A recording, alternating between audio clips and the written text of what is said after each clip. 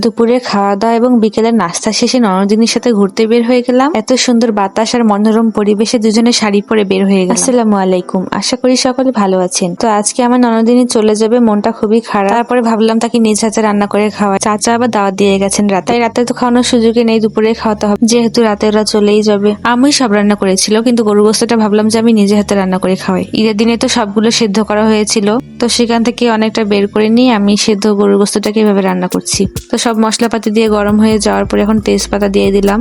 এখন এই সিদ্ধ গরু গোস্তটা এখানে দিয়ে দিলাম।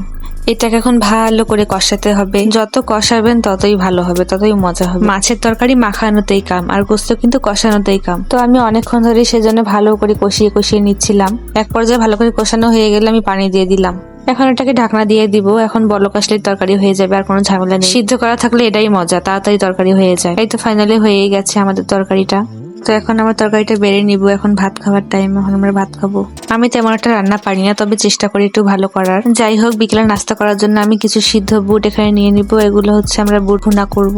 কড়াইয়ে অনেকটা তেল ছিল, আমি দেখতে না পেয়ে আমি আরো বেশি করে তেল দিয়ে দিছি, যার কারণে আসলে বুটে অনেক বেশি তেল হয়ে গেছিল। সবাই তো হাসতে হাসতেই শেষ। কখনো এরকম হয় না, এবার যে কেন এরকম হলো আমি নিজে জানি না। কেন যে দেখলাম না তেলটা। আগে একদিন ডিম ভেজেছিলাম, সেই তেলই ছিল, আবার তেল দিছি, তাহলে ভাবো কতগুলো তেল হয়েছিল। তো যাই হোক, পেঁয়াজটা লাল লাল হওয়ার পরে আমি বুটগুলো ঢেলে দিলাম। দেখুন কতগুলো তেল হয়েছে।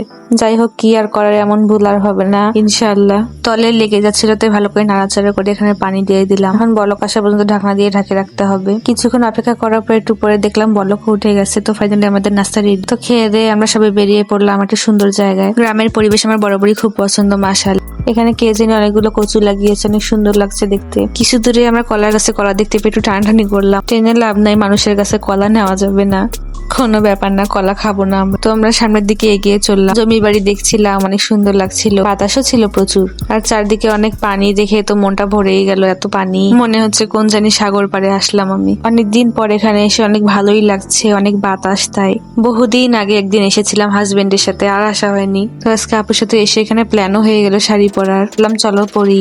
তো আমরা কিছুক্ষণ পর আবার শাড়ি পরে এসে এখানে রং ঢং শুরু করে দিলাম। একদম কক্সবাজার ফিল আসতেছে। প্রচুর বৃষ্টি হয়েছে আর প্রচুর পানি এখানে। আমরা কিছু দূর গিয়ে একটু মাছও দেখতে পেলাম। তো আমার ভাগ্নে আবার দৌড় দিল বালতি নেওয়ার জন্য। তো সে আবার বালতিতে ভরে আবার মাছ তুলতে আসছে এখানে। তো ফাইনালি মাছও পাওয়া গেছে, সেগুলো আমরা আলু ভাজি করে খাবো। তো আজকের ভিডিও এই পর্যন্তই। সবাই ভালো থাকবেন, আল্লাহ হাফেজ।